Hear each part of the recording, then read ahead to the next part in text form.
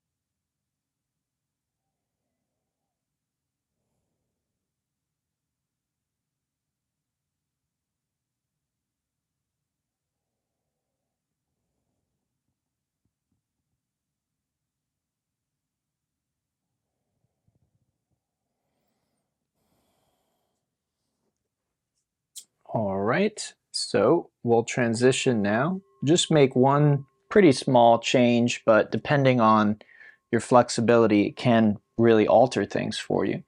We take the legs now straight, and same exact idea. We want gravity to be pulling us down.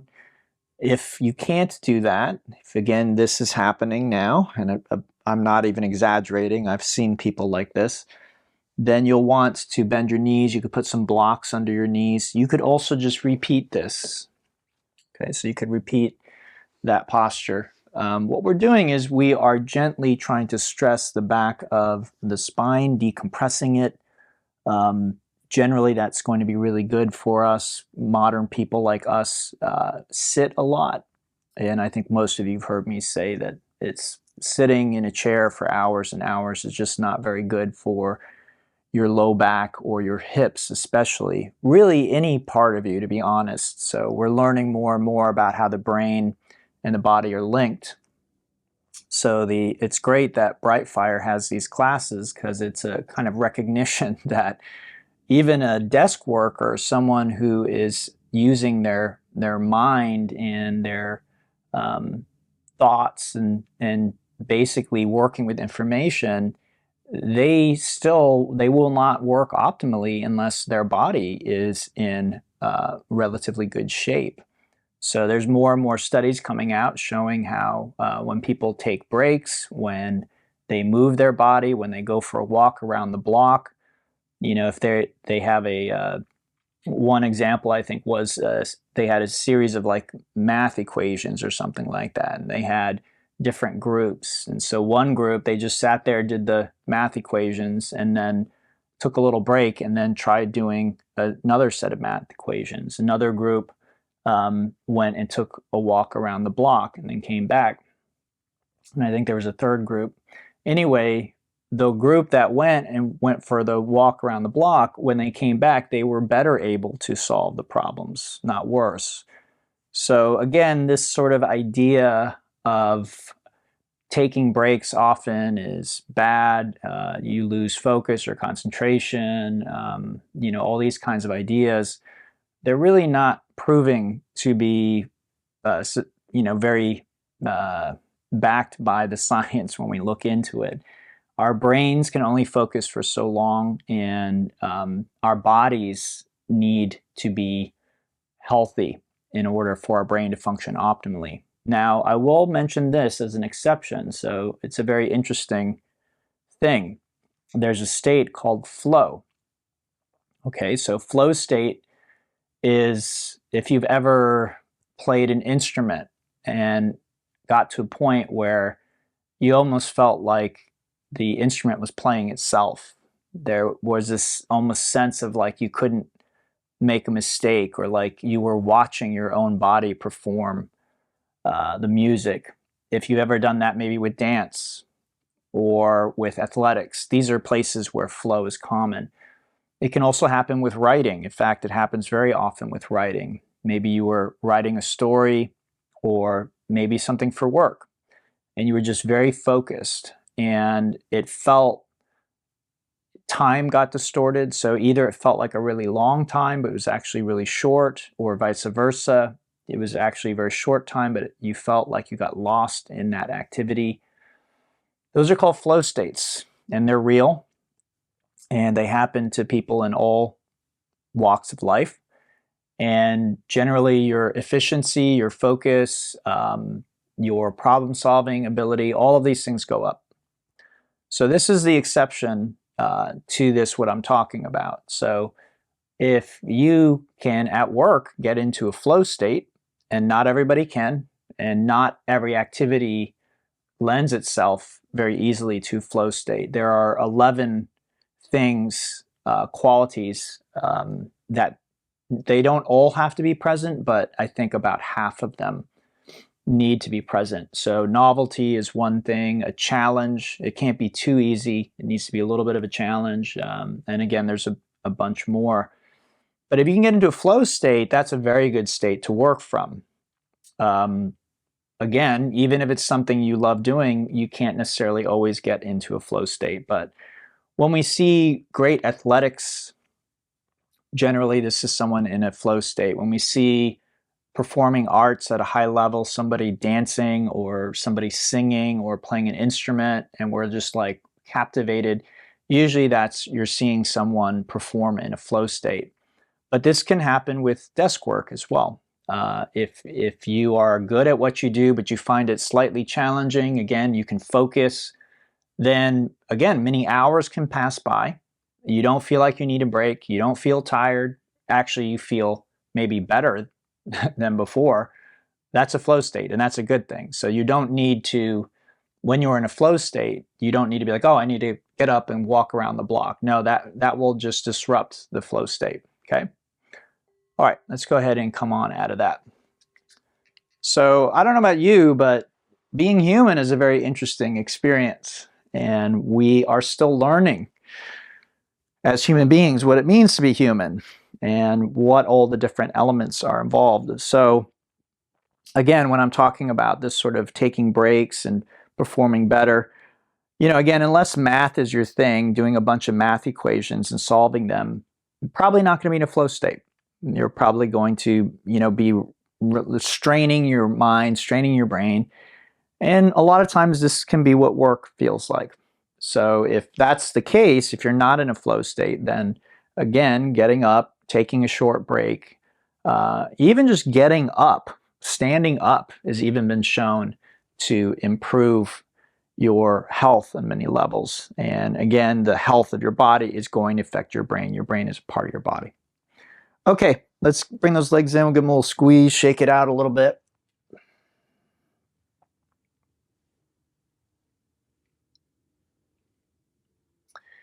And then we'll do the banana next. So we move our hips to the right edge of the mat. We move our legs and arms overhead.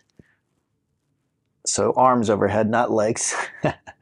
We move them to the left, pretty much as far as we can go, and we want to feel stretch here in the waist and ribs. And we just relax and breathe.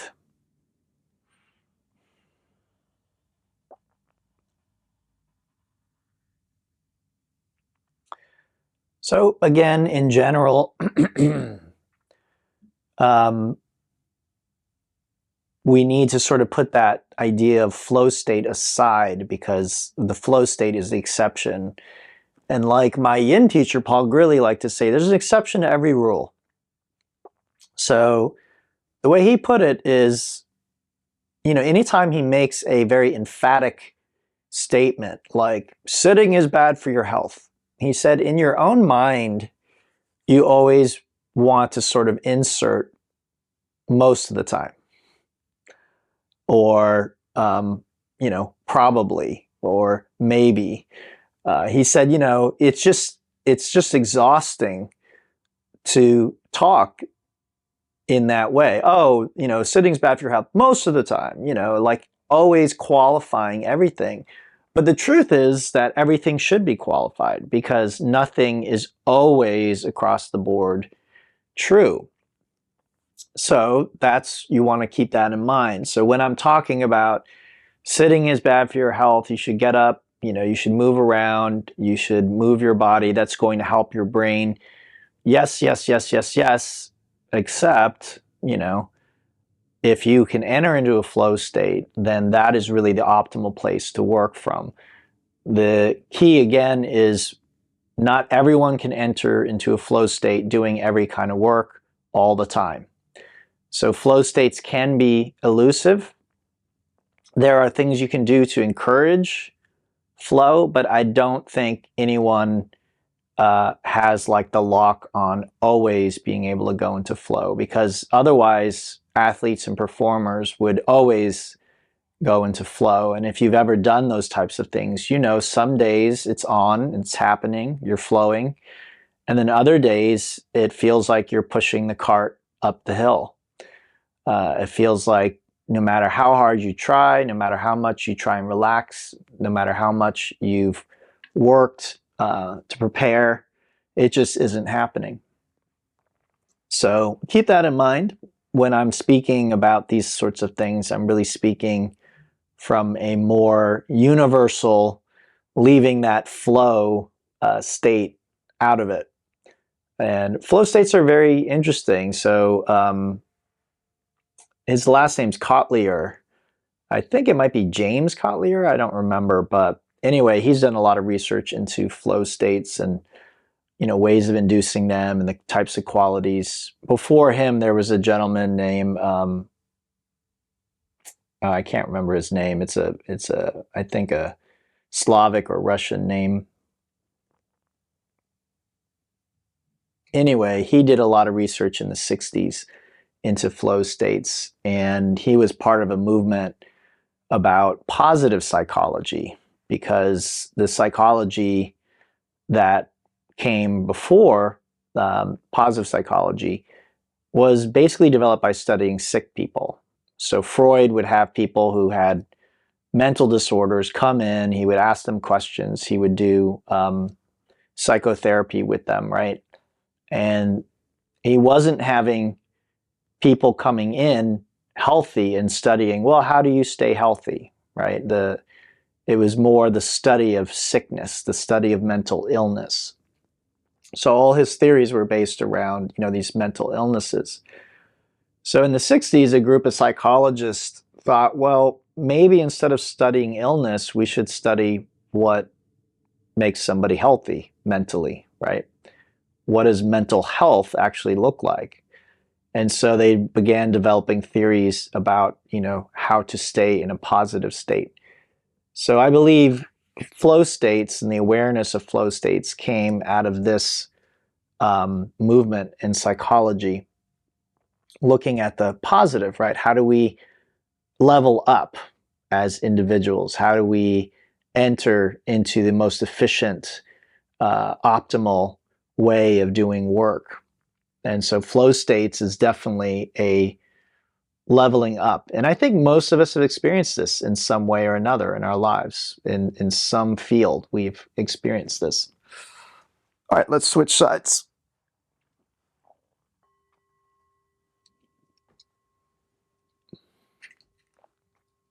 I believe it's Stephen Kotlier. So if you're interested in knowing more about flow states, you can check out his books. He has a series of books about flow states and things like that.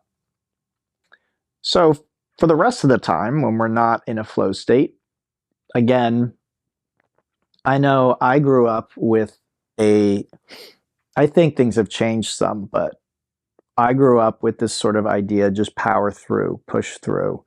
If you're miserable, it's called work for a reason. Like, just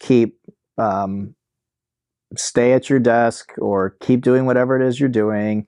Ignore the tiredness, ignore the pain in your back, ignore the pain in your hips. Just push through, power through. That's the way. And again, what we're finding with the research that comes out is it doesn't actually seem to be very effective, because again, the human body and mind, they really only can function efficiently for so long without a break. We just naturally, and again, flow state's accepted. So if you know how to get into flow state, if you're in a flow state, don't worry about the break, right? I'm not saying it's not going to have an effect on your health or your body. It might. One example of this is people will enter into flow states in meditation. And I think most of you know I've been teaching meditation for a very long time. So, there are people who've really kind of messed up their hips and back with meditation. Meditation is sitting. And in general, sitting is not great for the health of your body. So if you get into meditation, you get into some kind of deep meditative state where you're sitting still for hours and hours and hours at a time, that's going to have an effect on your hips and your spine. Sorry. You might be in a blissful state. You might feel great. And there might be elements of your health that are affected in a positive way. But that amount of sitting is going to have an effect. So my teacher, Paul Grilly, he talked about, we used to study at a Tibetan Buddhist retreat center in California. And he would say, these old lamas, right, like the Dalai Lama, these old lamas, these old Tibetan teachers. And he's like, if you look at them, they almost all have a limp, because they're meditating all the time. and it takes a toll on their hips and their spine. So whether we're sitting for work, or we're sitting to meditate, or we're sitting because we play an instrument, or whatever it might be, again, in general, I think even with the flow state, there will be a point at which our body is just not being treated the way that it needs to be treated to function optimally. Or even if it's not optimal, it is just not even healthy at a certain point. And again, I will include too much meditation in that category. You know, you see some of these pictures of these gurus and these teachers and whatnot, and I don't know about you, but they don't look particularly healthy. Some of these Indian gurus, they're just huge.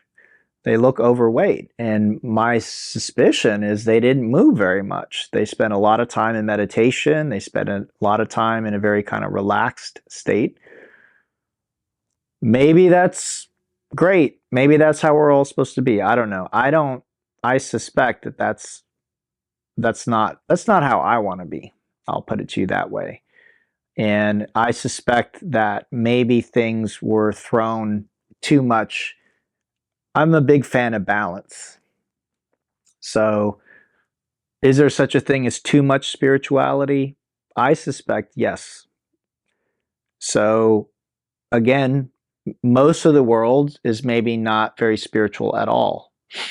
And they're not really in touch with their spirituality. Even if they say, oh, I'm a Christian, or I'm a Buddhist, or I'm whatever, it's not actually alive in them.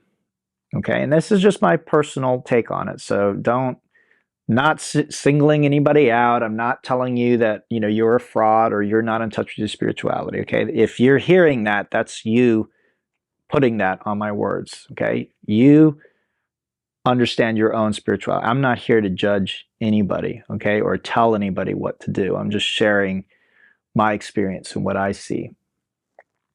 So a lot of people, they might be religious, they might say they're spiritual, but it's not actually feeding, it's not actually really supporting them. It's not alive in them, okay?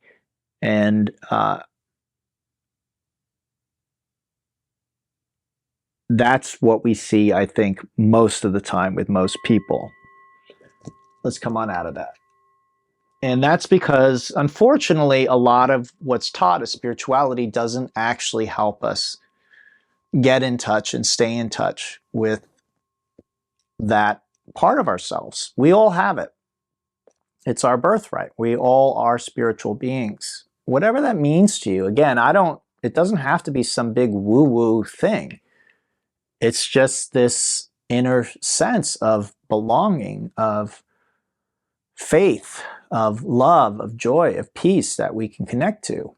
And most of us will have at least periods where we feel disconnected from that. And many people feel disconnected for long periods, even most of their life. All right, let's bring the legs in, give them a little squeeze. So again, that's not a judgment. That's not meant as something wrong with you. Just, it can be a very elusive thing. Okay, finding what works for you, finding the right combination. And that's what I do for a living, is I try and help people stay with that feeling of connection with spirit, if you will, with God, whatever you want to call it. All right, let's do a little bit of the bear here. So while I think that's a very important thing, and most of the modern world, if you live in a modern industrialized society, most of us feel cut off from that. We don't necessarily feel supported or loved by God. We don't feel secure in our lives. Life seems like a very scary, scary, uncertain thing. Like dangers are just constantly lurking. All right, let's come forward onto the belly. We'll do our back bend next. Okay, so this is called hyperextension. You prop yourself up in the elbows. You can straighten your arms. You want a little bit of compression in your back. Head can be held up, drop forward, drop back. Shoulders depressed or relaxed, okay? and this is Sphinx or seal.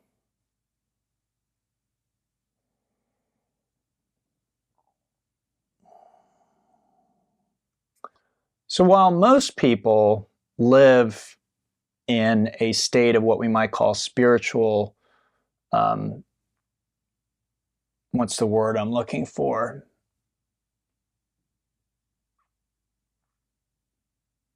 Depletion or not feeling connected with spirit. I personally feel, and this is based again on a lifetime of studying this and doing this stuff, I personally feel like you can go too far in the other direction. And I'm not saying one size fits all either. Okay, so again, I'm not really here to judge anybody or tell anybody what to do. So you do you. If meditating all day and being overweight and having a limp is like your thing, and you think that that's what the purpose of a human life is, then do that. Don't let me stop you. Don't let my opinion affect you. But you also don't need to get upset about me having an opinion about it. My opinion is that that's almost like an addiction. Meditation can be very addictive. We can get to very blissful places in meditation. And for me, that is starting to, I don't know, we're starting to go too far in the other direction where we're abandoning the body and the life that we have as a human being in favor of these sort of blissful states. These, again, they're flow states. And so we're saying, yeah, I don't want to work. I don't want to take care of this body. I don't want to exercise. I'm just going to sit in meditation all day and bliss out. Well, to me, that sounds a little bit like an opium addict. Someone who's addicted to opium, they want to sit in an opium den all day and bliss out. And they don't care if they're productive. They don't care what they're doing. They don't care about anything else. Now, I'm not saying these are equivalent, so please don't misunderstand me. Somebody who's very spiritually advanced very often has a lot of wisdom to share. I'm not sure that an opium addict does. So being in meditation for a long period of time, we can have very deep realizations. And again, that can be of great, great service to others. So I'm not saying there is no upside or no advantage or nothing of benefit comes from doing that. But my own feeling, again, from having just studied and looked at this for a long time is, and again, one size does not fit all. So I'm talking in kind of broad generalizations. But for me, you can go too far in the other direction. You can be, quote unquote, too spiritual. We have bodies for a reason. We're here for a reason. And I think some people who get on a spiritual path just feel like the whole purpose of being here is to transcend being here. And this was actually taught in some spiritual disciplines in the East. And I suspect in the West too. But I know for certain in the East. I think there have been sects of Christianity that teach this as well. Like, your heaven is in the hereafter. Don't worry about this life, right? All you're trying to do is get good credit while you're here. And then when you die, you will be rewarded by your heavenly Father. So just ignore this life. Just do good works, be a good Christian, and then when you die, you will be rewarded. But don't expect anything in this life. This is a very similar thing to what some yogis and Buddhists have kind of taught, that, oh, this is hell, and your only job while you're here is to learn how to transcend and get out of here, usually by getting good karma, right? Very similar idea. Oh, if I do good works as a Christian, I'm going to heaven. Oh, if I get good karma as a Buddhist, then I won't be reborn here. Very, very similar thinking. Okay, so again, I think this can lead to a certain approach to life. It does, right? Because we're believing this is hell. I don't need to worry about any of this. This body is weak, right? The flesh is weak. It's, you know, I need to try and ignore this as much as possible.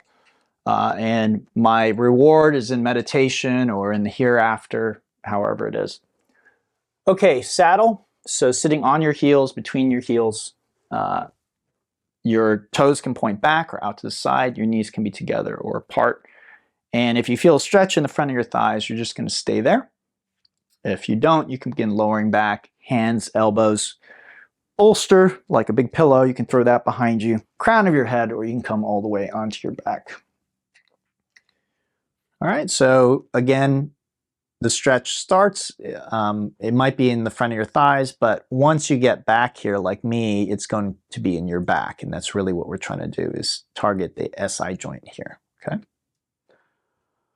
So again, it's not my job nor my place to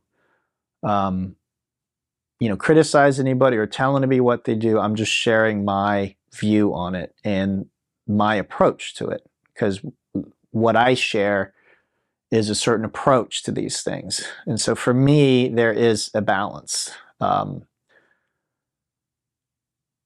Do we want to be completely disconnected, just materialistic, chasing money and fame and fortune and greed and material pleasures, living a very hedonistic life?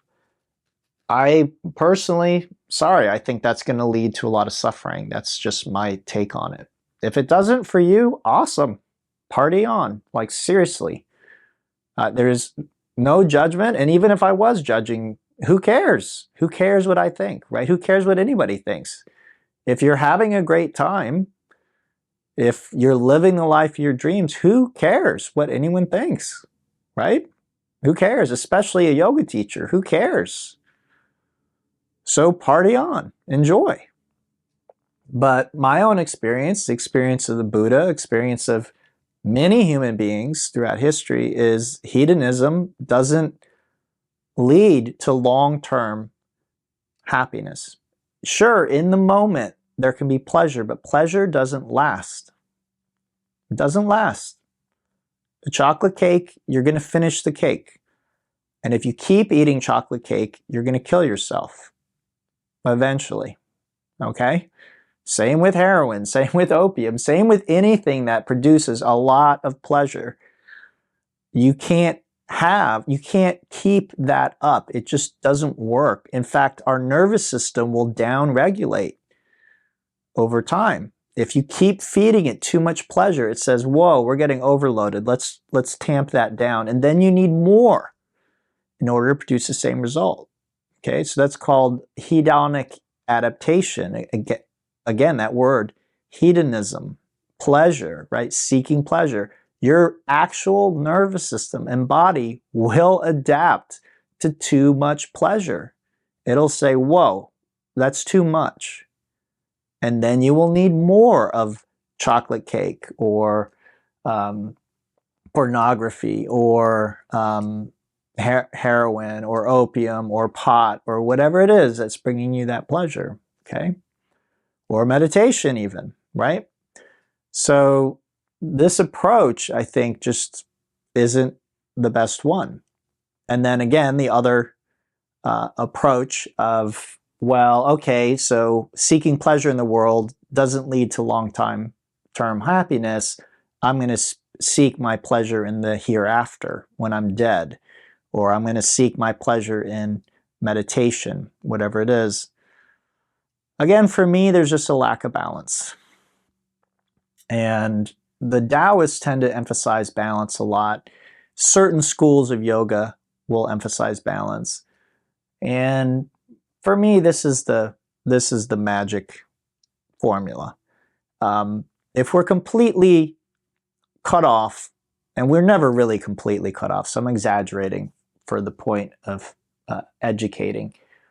But if we're basically cut off from our spiritual life, if we have no spiritual underpinning, and I'm not talking about dogma. I'm not talking about a belief system. I'm talking about actually feeling connected in some way, which is different than a belief system.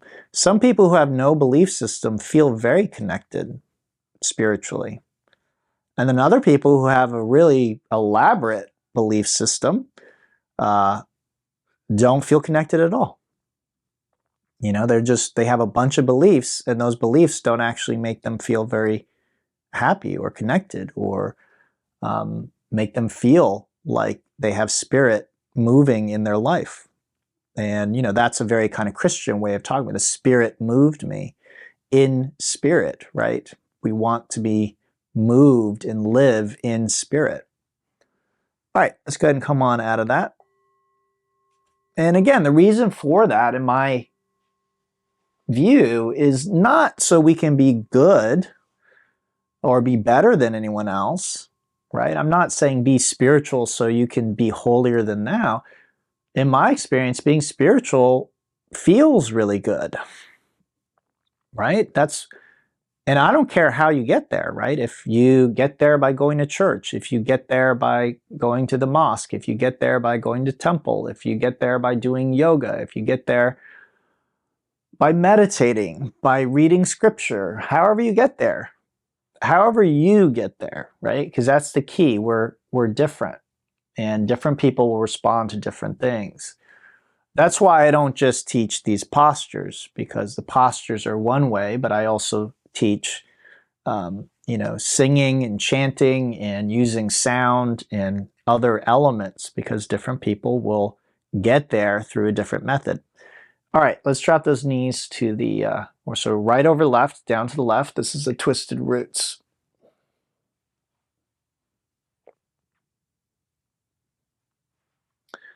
So again, for me, balance. Balance is really key.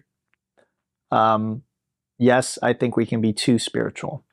I think we can lose track of, living a human life. And it's okay. Again, that's just my opinion. And if you talk to these people that maybe I'm calling too spiritual, they probably have a very different point of view. But I think there's a magic in the balance. And like with balance, right? Let's say I put you on a balance beam or on a tightrope. How do you actually balance there? Do you balance by being the same, by staying still? Or do you balance actually by you're constantly making slight adjustments? Well, I teach a lot of balance when we're doing yoga. And the truth is, it's constant slight adjustment, right? That's how you can balance on one leg, is you're constantly making small adjustments, okay? If you were to stop, you would fall over. Same on a bicycle.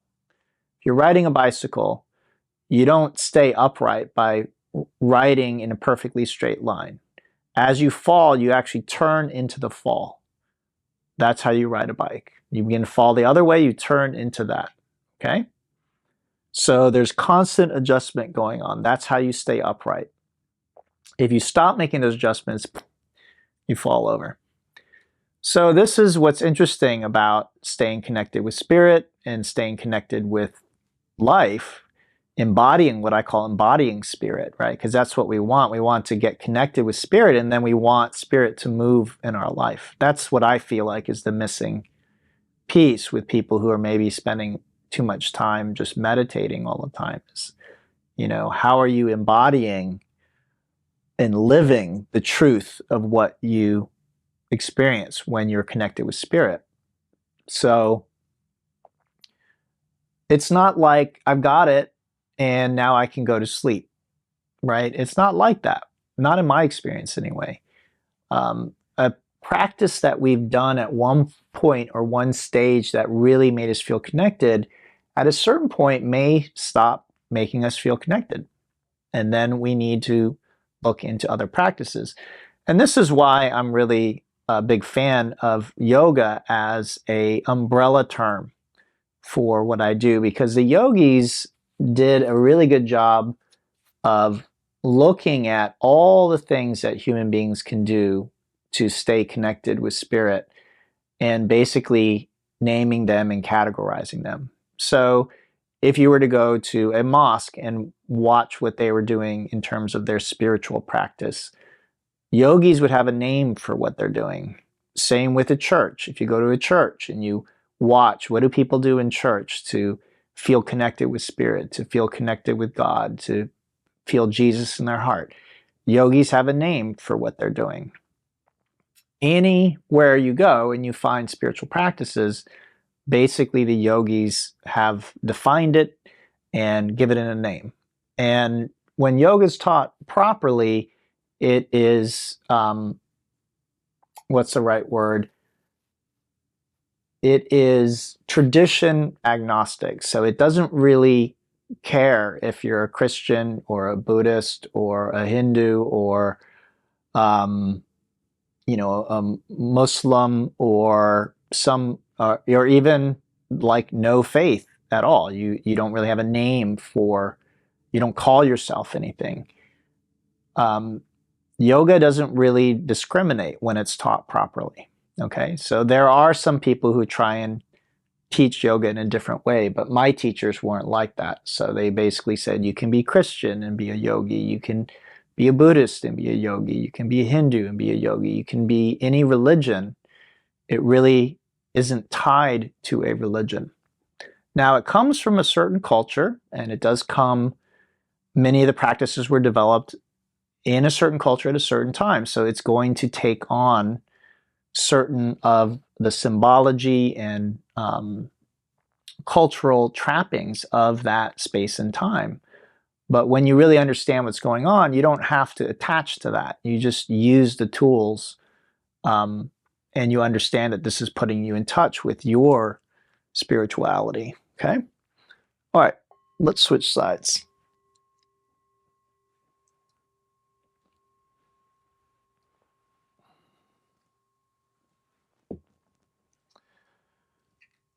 So as an example of this, I've had students who are very devout Christians before who have studied with me, and what they report is that studying yoga with me has made them more connected with their faith, more connected with Jesus, more connected with spirit in their life, not less.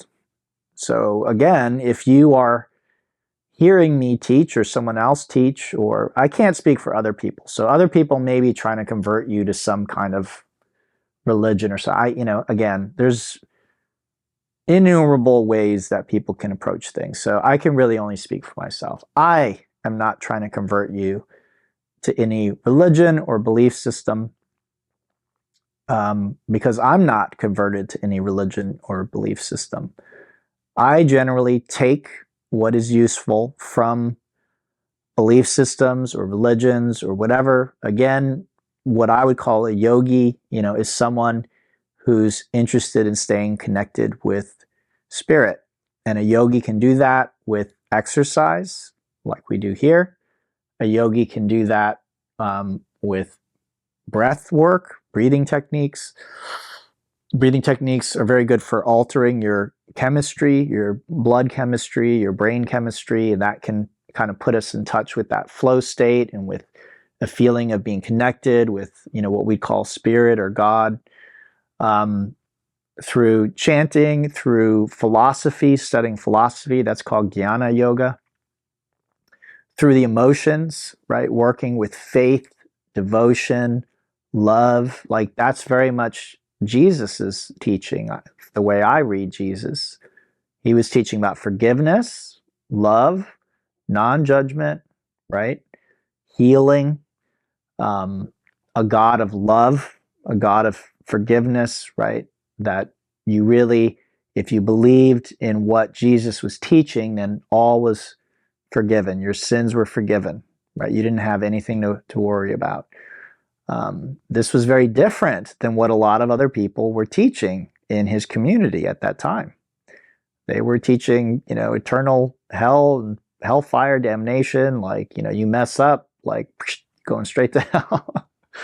So he was really a revolutionary, the way I see it. He had a very revolutionary message, and it really upset a lot of the powers that be in his community. And he wasn't really, a lot of people weren't a big fan of his as a result. So anyway, for me, from what I've seen, and I've seen a lot, yoga does the best job of kind of just categorizing everything, and saying, here are the ways we can stay connected. Here, stay connected with spirit. Here's how we can have that balance. And even in yoga, you find there are different schools, different philosophies, different teachers. Again, so I can't speak for everybody, but for me, the tantric yogis were really the ones that got it, and the Buddhists of the same ilk, because both yoga and Buddhism there was a period where they went too far in the other direction, in my humble opinion, okay? Where the philosophy, they just were emphasizing more and more meditation, more and more renunciation, letting go of the world. This also happened in Christianity. That's why the Dark Ages happened, because everyone was trying to be poor. Everyone was trying to give up this world. And so Europe fell into a very dark period because everyone was trying to be poor like Jesus. They were trying to not have any wealth. They didn't want to do usury, right? Money lending, all that. That was bad. So they just avoided all that stuff. And when you have enough people believing that, doing that, yeah, nothing's going to happen. You're going to be in a very dark period. It's called the Dark Ages for a reason. So this also happened in Buddhism, and I think it happens in most traditions where people misunderstand the message, and that message of balance is lost.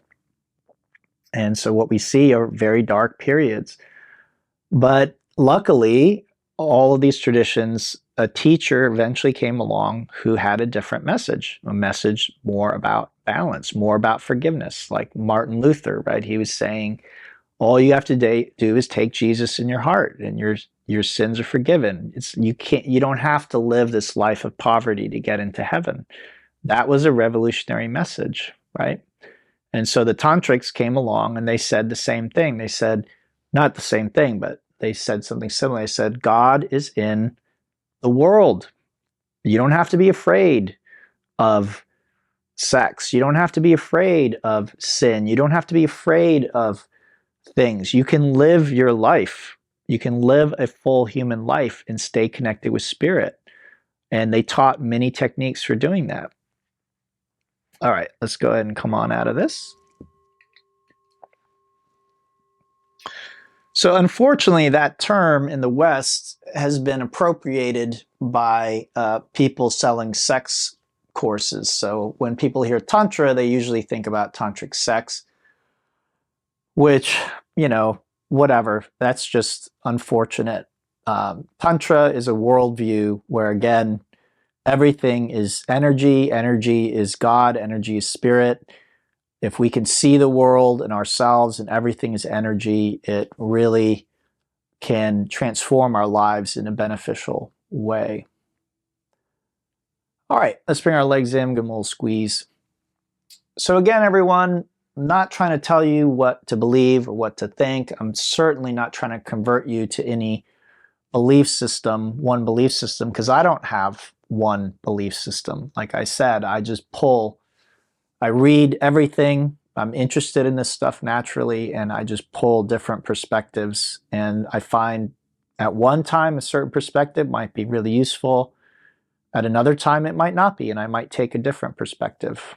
And that's the way I like to live. And it works for me. I stay connected with spirit. I generally feel really good despite not necessarily having a lot of possessions or a lot of influence or anything. So that's why I share.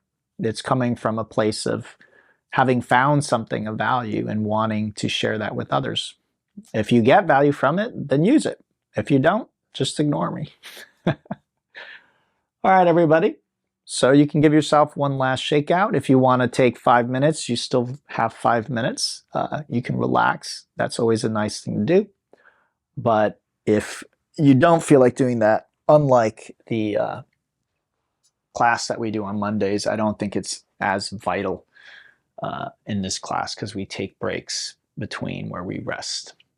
All right, everyone, if you have any questions for me about anything, reach out. If you want to talk about what I was talking about today, reach out. Again, I'm happy to talk about these things. I'll be back on Monday at 12:30 with the flow class, and I highly encourage you all to attend because, again, balance, the flow really helps balance what we do here in this class.